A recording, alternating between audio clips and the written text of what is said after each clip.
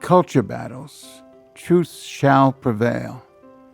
This book was originally produced in 2018. I'm updating it now. My presentation today begins with general principles, followed by specific topics and issues that are summarized at the end. This presentation is controversial and argumentative, especially regarding the current American culture and Black Lives Matter and Catholic Church trends, including the Pope and other leaders. Now, Canon Law 211 states that all faithful Christians have the duty and the right to work so that the divine message of salvation more and more reaches all people in every age and every land. The Christian faithful are free to make known to the pastors and bishops their needs, especially spiritual ones, and their desires. So if anyone has any questions about this YouTube presentation, which is not based on opinion or theories, but are documented facts, please respond to my website, which I'll give you at the end, which is 5starpubs.com. In this presentation, I have moral certainty in my work. So what drives history? Politics, economics, might it be culture? What men and women honor, cherish, worship? Isn't that the most dynamic element in human affairs? This is an image of me. So again, what I have wrote and presenting today, I have moral certitude. So the first thing we have to get into is the definition. Culture is what society considers good and honorable. It is misused today. So within the American culture, we have a mix of many other cultures: Hispanic, Black, Asian, Native Americans. So we are experiencing a culture crisis today. Part of culture is the arts, the music, language, science, and faith and traditions. Culture is what society considers good and honorable. Within American society, we have multiple cultures, such as Hispanic, Black, Asian, and many others. And they should be respected, each within itself. The arts, music, language, science, and faith and traditions within each of those. So today we're experiencing a cultural crisis, a totally misuse of the term in today's society. Here's what it should mean. Now, Robert Spitzer, he's a remarkable scientist and also a priest. He gave the best definition for culture. There's 10 of them. I'm going to focus on 3. One is non-malfeasance. So that means avoid unnecessary harm. Do not do to others what you would not have them do to you. Another is fundamental rights. The more fundamental the right is the one which is necessary for the possibility of the others. Limits to freedom. Sounds strange, doesn't it? But one person's or group's freedoms cannot impose undue burdens upon another person or group's freedom. So those are some of the 10 elements or principles of culture. Culture is not faith or religions. It's not about politics and ideology. It's certainly not about Black Lives Matter or fads and fashion and rock and roll music, which I loved, and hip hop, which I don't care for.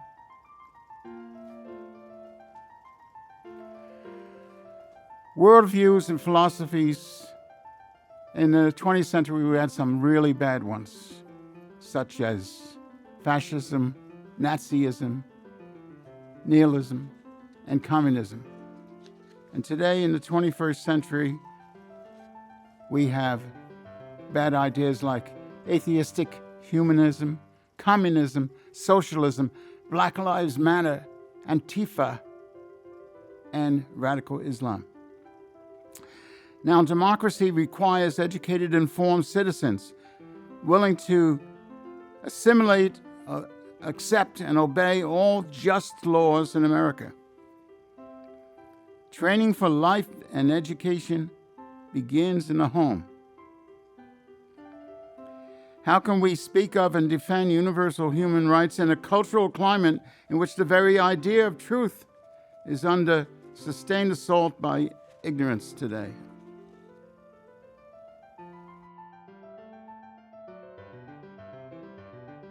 That we cannot understand others without truth. We can't correct injustices without truth.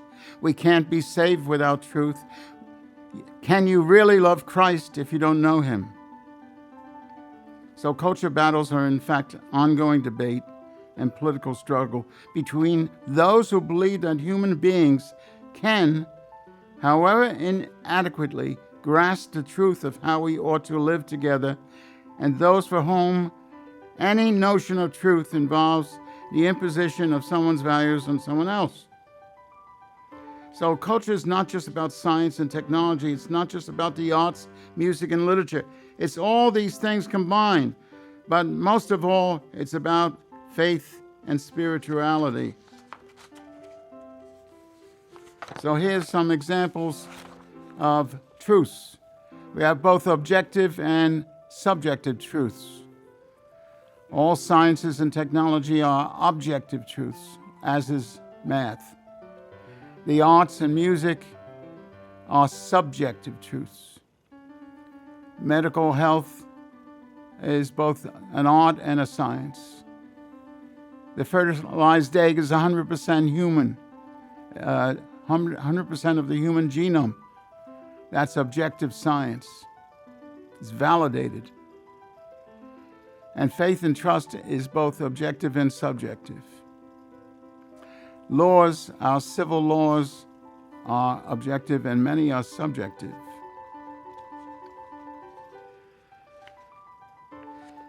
So how do we arrive at this position in society today? What were the motivating force? Why do we not perceive such events earlier and change them before they materialized? The answer is when you're in the eye of the storm, you cannot see the pending disaster. So let's clearly define some other things. Made in God's image means mentally and spiritually, not physically. We are all transcendent spiritual persons. We have a higher purpose and calling by our Creator. We are constantly in pursuit of wisdom. Wisdom is defined as truth plus reason times experience. So wisdom equals T plus R times E. Truth plus reason times experience. And when our body dies, our spirit lives on because it's immortal. For example, people who experience temporarily out-of-body experience told us this when they were revived. Blind people, interesting enough, who had an out-of-body experience were able to see some relatives, spiritual relatives. Some encountered and talked to them. So the American Constitution is based on these key Judeo-Christian principles by the founders: sanctity of life, liberty, equality before the law, dignity of the individual, individual responsibility, peace and justice, and love as the foundation for all. We must return to our Judeo-Christian principles and moral values. And I must point out at this point that Islam, Hindu, and other faiths are not compatible with Catholic philosophy or theology. During the 1,000 years of the Roman Empire. About 75% of the world's population was slaves. Throughout the 17th and 18th century, Muslim traders kidnapped African people and sold them to South America, Middle America, and to the United States. The North's victory over the South freed 4 million enslaved people. But the legacy of slavery continued to influence American history until after the emancipation. President Lincoln, by the way, he established a Republican Party. With his Emancipation Proclamation in 1865, tried to end slavery, but it took another century to materialize.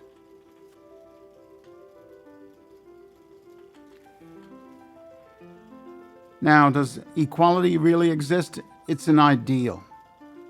We are all born unequal, physically, mentally, economically, and our environment. We don't select parents, our tribe, and our initial religion. Equal opportunity is good, excellent, but equal outcome is bad. We should not dictate what the outcome will be. Equality under the law is an ideal, which society should always endeavor to achieve. But those who have better lawyers get more equality in the law. But again, thank God we are not all the same, otherwise it would be a very boring world. Now, should we repress smarter, richer people? Talented people? I don't think so. African Bishop Tutu said it well. We are all different talents, and let us celebrate our diversity. Let's get into Black Lives Matter. If you checked out their website, blacklivesmatter.org, you'll find this is an exact quote. We dismantle patriotic practices that require mothers to work double shifts, that they can mother in private even as they participate in public justice. We disrupt the Western prescribed nuclear family, and so on and so forth. We foster a queer affirming network. So these are more communist ideas, destroying the family. Now, it gained much more influence and money following the death of George Floyd, and all those protests have taken place worldwide. They have clearly exploited the tragic death of Mr. Floyd for political and financial advantage. If we look at what the national chairman of racial equality said, there is a difference between protesters and leaders who run the Black Lives Matter organization. Founder Alicia Garza says she is a Marxist. That's clear. She is one of the 3 leading founders of Black Lives Matter. The chairperson of the Congress of Racial Equality also said that defunding the police is just the beginning of what Black Lives Matter organization wants. It's a Marxist mentality that does nothing for the black community. It does nothing to advance racial equality.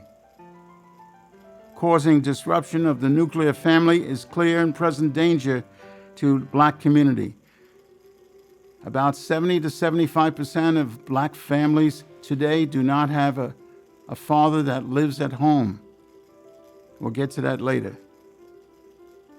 Fatherlessness represents a crisis for all races.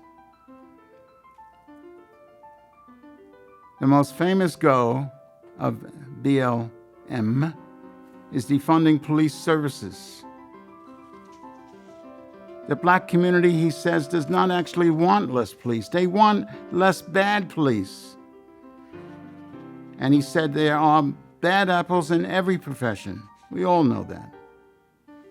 So let's look at some census numbers. Census Bureau statistics indicate that about 13.4% of the total population in 2019 were classified black, while 18.5% are classified Hispanic/Latino. That's excluding the 12 million or so undocumented Hispanics. So the brown people, so-called, the Hispanic Latinos, are far greater in number, and they're growing at a greater growth rate. So why is that so? They're growing at about 30% per year. So black people are 13% of the U.S. population, yet they account for 38% of all abortions. That's why. The black abortion rate, abortions per 1,000 women aged 15 to 44, is 3.8 times greater than all others. So Black Lives Matter substitutes Marx's communist class conflict between blackness and whiteness. The black versus white creates a permanent enemy class. The president of Black Lives Matter, his name is in New York, Hawk Newsom, said, quote, "If this country doesn't give us what we want, then we will burn down the system and replace it." All right, I could be speaking figuratively, or I could be speaking literally. It's a matter of interpretation. And Newsom said this on nationwide TV on Fox, The Story with Martha McCown.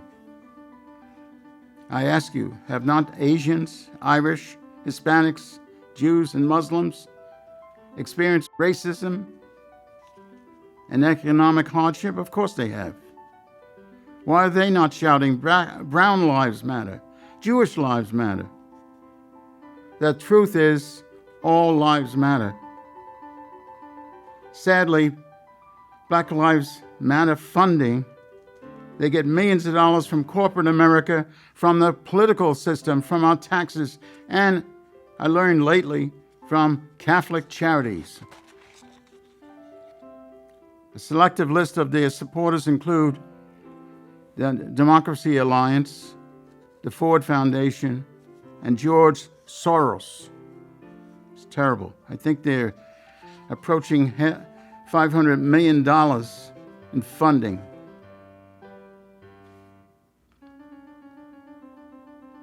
Now, everybody is a slave to something.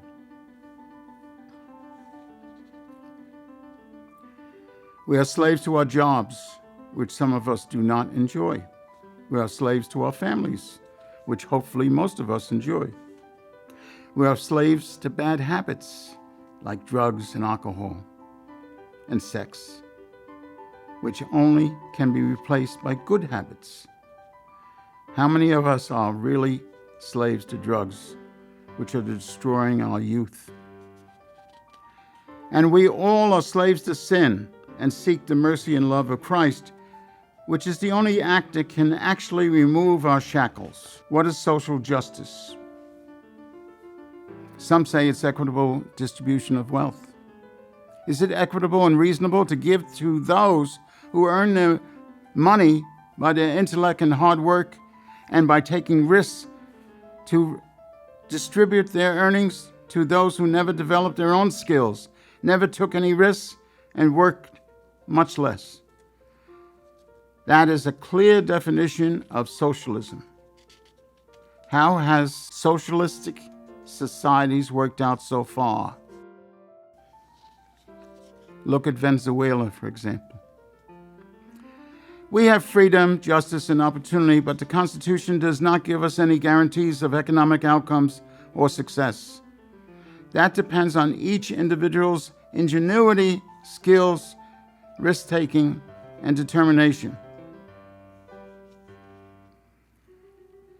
And I ask you, what's wrong with learning carpentry, plumbing, electrical trades, among others? These skills certainly pay more than some academic areas. So there's no free ride. One has to earn their ticket to economic success. The real goal of education is to know and appreciate the goodness of this life and to know the wonder of the Lord.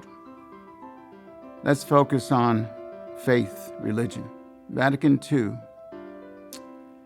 introduced a liberation theology. We saw pagan idols celebrated at the altar of St. Peter's by the Pope. Many clergy, bishops, asking for same-sex marriage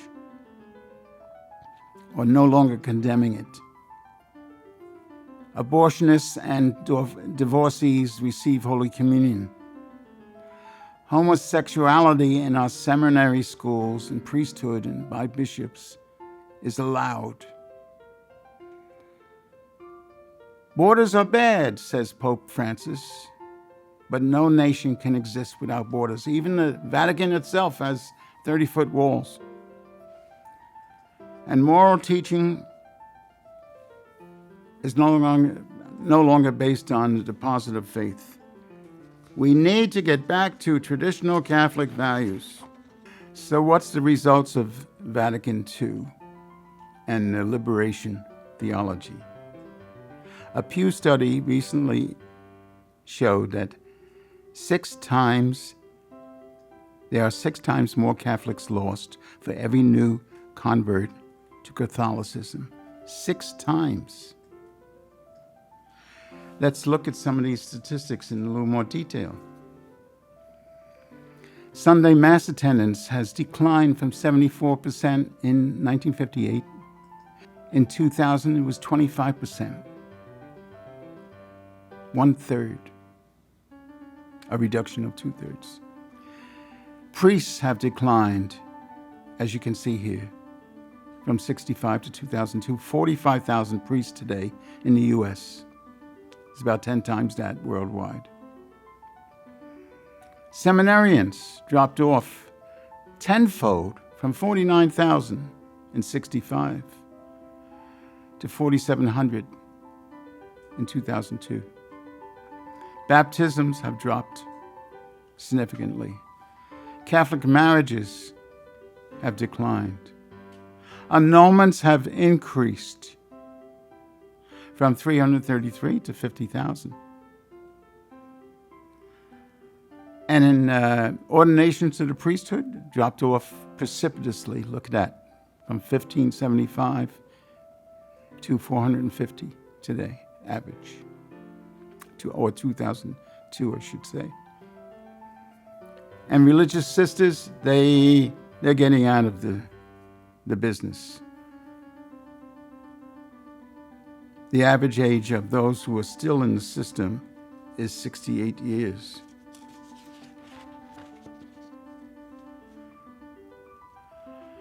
So the Gallup poll on weekly Catholic attendance, you can see it dropped off precipitously after Vatican II.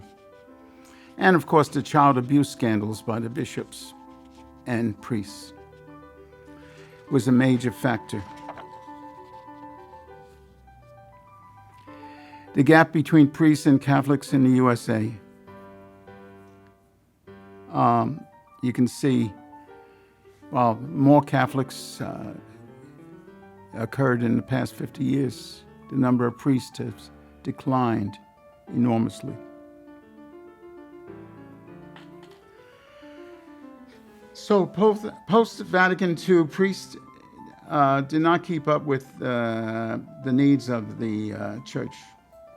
So we might ask, why are they leaving? How can Catholics be sustained in their faith without priests? The answer is failure. Failure of leadership. The deposit of faith has been diluted or altered after Vatican II. Marginalized. Morality is compromised. Idols are allowed in the St. Peter's Church. Homosexuality is throughout the system. Abortions are tolerated. Divorcees are now allowed to receive Holy Communion. Church leaders who do not face this dilemma either do not understand the problem or they do not have the courage to deal with it. Such a church will drift aimlessly, replacing true faith with liberation theology, diluting past moral teachings, standing for less and less, for fear that another part of the congregation will be offended and leave. Results: there is a disappearance of many churches in France, Germany, Italy, and Europe. This is one of the key issues of today's society. So we have to get back to that all-time religion, revitalizing our Christian values of charity, faith, and traditions, restoring Christian values in America. There is always a risk in doing something, but I submit to you, there's a greater risk in doing nothing. We have left and right extremism. The German church, for example, is pushing a liberal plan, in close partnership with the Committee of German Catholics, a lay group. They're demanding ordination of women, an end to clerical celibacy, the blessing of same-sex unions, and rethinking all Catholic teachings on sexuality. On the other hand, in direct contrast, the Polish or Eastern Church is traditional and conservative in its teachings. Right next door, they are going to sticking with pre-Vatican theology. So under the leadership of this German Cardinal Reinhard Marx of Munich, the church in Germany is pursuing a radical, binding path that seeks to dislodge settled church teaching. To be a true follower of Jesus Christ, we must live in conformity to his original teachings. We must realize that the deposit of faith given to us by Christ through the apostles cannot change with time, since Christ is outside of time and space. He is timeless. We must not, therefore, add or subtract from the original deposit of faith to suit our current or future whims. Catholics need to participate in the secular world and bring traditional Christian values into the discussion. We cannot ignore this. It is critical that the church leadership take positions on policy issues such as Black Lives Matter and radical liberalism. Another organization called Antifa is an anti-fascist movement that engages in militant protests, violent protests. These extreme left members are self-proclaimed anti-capitalist enemies of the right. When good people, such as our bishops, remain silent, evil always triumphs. Here we have an image of Pope Francis with pagan idols from Brazil presented in St. Peter's Basilica. He even put them on the altar. He claims that all faiths are valid. So Jesus is reduced to the level of Buddha, Mohammed, and paganism. No, Jesus is the Father's beloved Son, the one in whom the Father is well pleased. Here's some of those idols. They were thrown in the Tiber. Somebody rescued them from the Tiber, cleaned them off, and put them on the altar. Pope Francis' agenda is to create a revolution in the church, to adapt the church to modernism. He claims we must follow the United Nations leadership. Mercy, mercy for all. The church is again at a crossroads in its history. According to Canon Law 213, bishops do not have the authority to ban Catholic Mass and the sacraments. The Church has never closed its doors to Christians who need the sacraments in its 2,000-year history. Even during world wars and other pandemics, priests, bishops served the people's needs. For example, St. John Paul II, when he was a priest, he held secret masses underground during the communist era. The responsibility of the bishops is to minister to the faithful and in celebrating the Mass and administering the sacraments. This trumps any order by a superior or secular civil authorities. This is divine law. Bishops must take up their cross and carry it.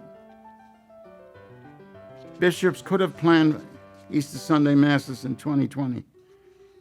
There were practical solutions in Florida and many other states.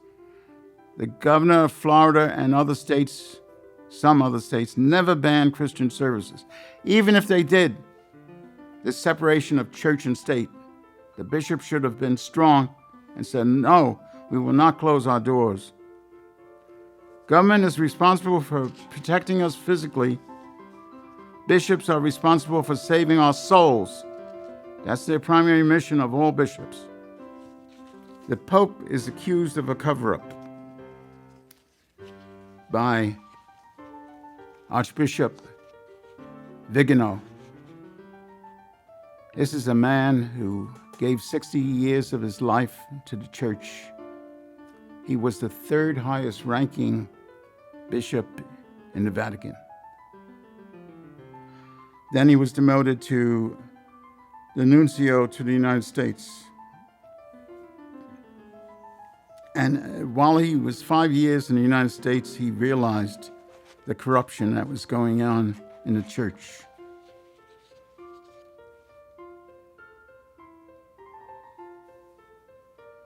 So this former Vatican diplomat, Vigano, wrote a letter accusing Francis of being complicit in covering up accusations against Cardinal Theodore McCarrick. Archbishop Vigano claims Benedict disciplined McCarrick for his abuses of seminarians and priests and children as well. U.S. bishops promised an investigation, but it's been 5 years since they made that promise. Then we have the communist China deal made by the Pope, the Vatican, in 2019. The Secretary of State under Pope Francis signed a secret agreement giving control over an appointment of all bishops to the communists. It's called the United Front of China under Bishop Fang. They also agreed not to permit minor children in Catholic churches or schools. Cardinal McCarrick, the evil one, negotiated this agreement. There are about 12 million underground Catholics in China, and they are now in danger.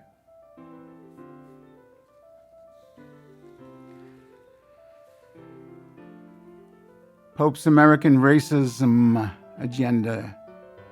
The Vatican seized on George Floyd's tragic death and suggested a coordinated messaging strategy aimed at the American Catholic Church. He criticizes them for political and ideological partisanship. It was really an effort to call out conservative Catholics for whom the abortion issue is paramount, while he says other life issues dear to him, racism, immigration, death penalty, and poverty, have played second fiddle in America. He's wrong. He also proclaimed that President Trump is not a Christian because he builds borders. Well, The Pope lives in the Vatican, which is surrounded by 30-foot walls. Unbelievable. Our funds, CCHD funds, are going to support Black Lives Matter. Most Catholics don't know that. So, at least 8 organizations are funded by Catholic Campaign for Human Development as well. And some of these are funding abortion and abolition of police departments. It's terrible. So we have to restore Catholic values. We cannot ignore the secular world. Bishops say that, well, the secular world is up to the layman. That's not true. They have to participate. They have to stand up and be counted. We must never monkey with the deposit of faith. There's a lack of morality in the Western society. Church leaders must take responsibility for positions on all these radical ideas. When they remain silent, evil always triumphs. Pope Francis is also overturning many of John Paul II's teachings and moral theology. So whatever we do or don't do in life has eternal consequences. Here are some words from Saint John Paul II. Freedom consists in not doing what we like, but having the right to do what we ought to do. Science can purify religion, and religion can purify science. Social justice cannot be attained by violence. Violence kills what it intends to obtain. Right and wrong are no secret to anyone until they begin to deny that right and wrong exists. Ideas on human virtues such as kindness, compassion, tolerance, charity,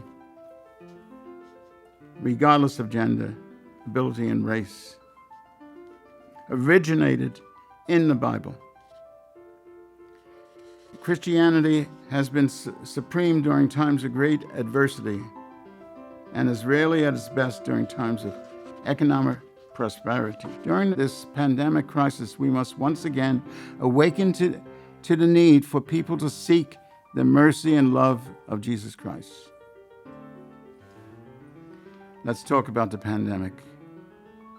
Here's a list of 5 of a dozen pandemics and plagues that existed. These are the most significant ones. The virus of 2019, it began in actually November in China, in communist China. And it was discovered in January 2020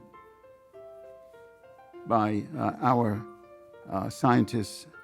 And therefore, President Trump put a stop to it right away. He stopped all travel from China and a month later from all of Europe. So, during this pandemic, we must once again awaken to the need for people to seek the mercy and love of Jesus Christ. During the Great Pandemic, for example, in Rome in 590 AD,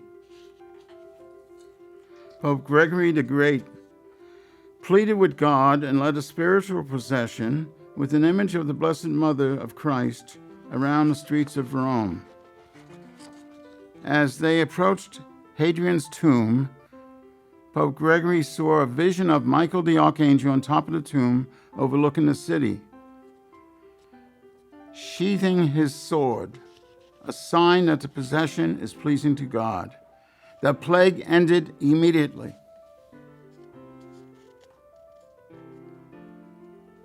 We must awaken to the truth that there is more important meaning to life than merely existing, procreation, accumulation of wealth, status, and power.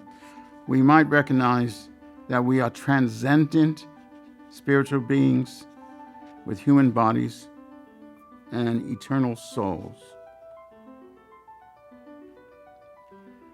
By allowing this evil virus to spread in the world, the Lord places an obstacle in our persistent path to damnation. So the positive aspect of this pandemic is that God so loves his creation that is good, especially humanity, and he wants to save those who are otherwise heading towards the abyss. He turns the Chinese Communist evil lies and pandemic into a powerful message, while also respecting our free will to choose which path to take. So let's talk about the bishop's role in saving souls. As I said before, the church has never closed its doors in 2,000 years, even during world wars and other epidemics, pandemics. Priests and bishops always served the needs of the people. All right, so we got to listen to the voices of the sheep and their cries to the faithful. Interesting enough, lately, Catholicism has, the original Catholicism, pre-Vatican II, is starting to rise. There's many millions of people are becoming more interested.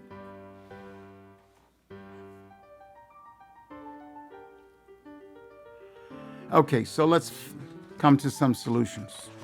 Morality has to be restored based on traditions and the Bible, the deposit of faith. We must outreach to provide assistance to Hispanic families. They're going to become a significant percent of the U.S. in the next few years, probably on the order of 30% of the population. We need civic support and Spanish masses. We got to teach English, American history, and about the Constitution. We got to avoid confusion on the truth of the Catholic theology. Seminars on the real deception of socialism have to begin. We got to coach the teens on the meaning of the Bible. We got to focus on fathers to get their children to Mass. It's not going with the flow. It's being a real Catholic that counts.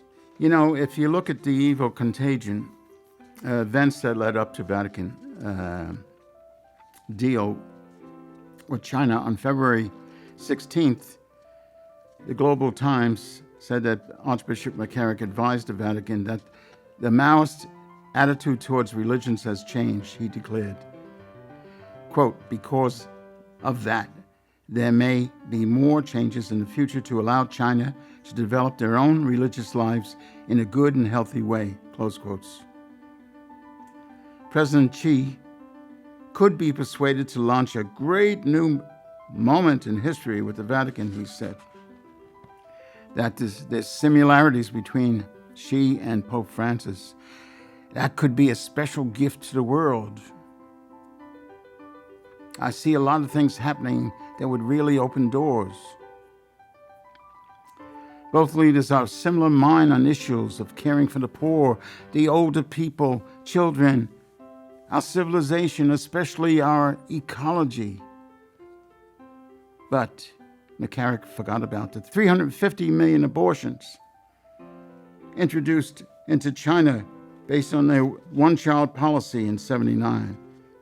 He forgot about they have concentration camps for over 1 million Muslims in China today.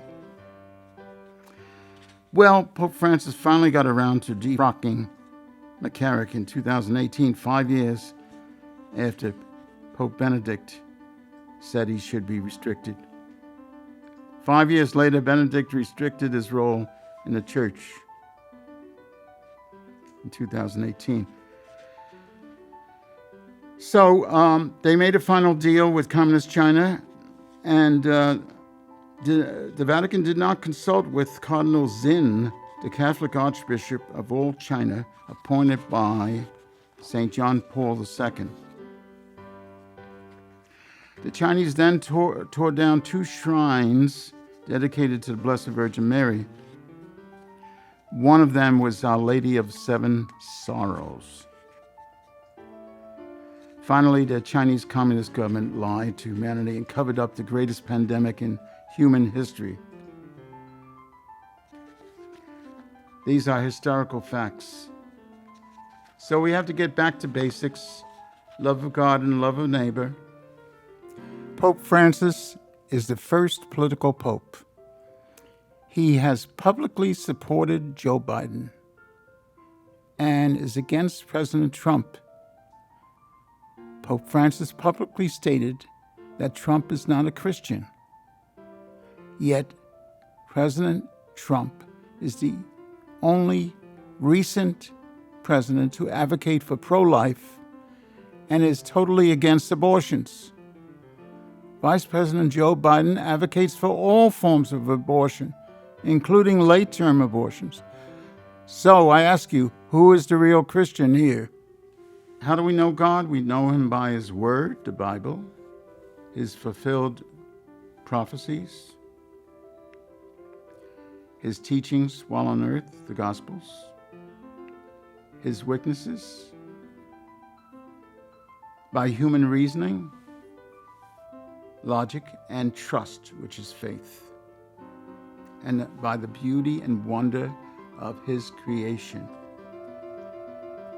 I want to end this short presentation with a beautiful image which I copied from a lecture given by Professor Jordan Peterson. This caught my eye. It's a symbolic old painting. It shows the Virgin Mary there giving the fruit of life of Christ from the cross of Christ, from the tree of life and death. And you have the original Eve giving the fruit of death to society. What a contrast. What is the good of life? We must stop unnecessary suffering by helping others. We must overcome our fears. We must reach our potential and transcend our mortality. Thank you for your attention. Here's my website, 5starpubs.com. And this book is available. I'm updating it. Thank you very much. Finally, we should all pray for Pope Francis, who seems to be misguided, that the Holy Spirit will once again guide him for the sake of Holy Mother Church.